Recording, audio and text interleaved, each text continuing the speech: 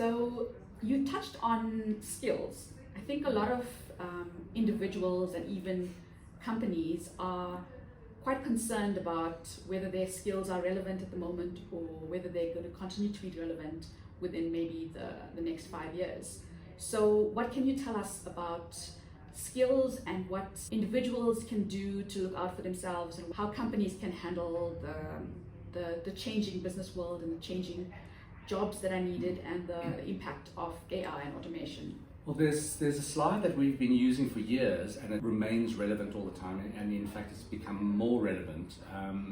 It looks at a normal career trajectory that we all know: school, university, work, retire, and the one side that we have are just bubbles all over the place that says, mini sabbatical, further studies, upskilling, personal project, new work trajectory.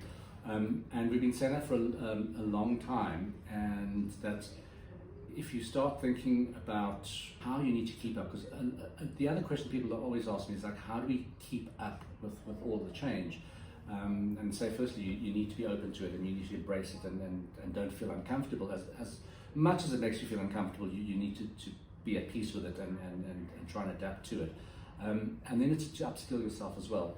But I think we need to get rid of the notion of a single career trajectory. So I always overlap and dovetail my Gen Z research with the future of work and see how that falls out. And I say to people, especially HR managers, that you've got to help and mentor specifically a younger workforce, but the entire workforce, into a career portfolio. So it's not a career trajectory, it's a multifaceted way of moving. You will, the way in which technology is changing a lot of sectors, is you will move from one industry to another totally unexpected industry that you never thought you'd ended up in, but with the same skill set. And the more you build up a hybrid skill set, the more valuable your skill set will become.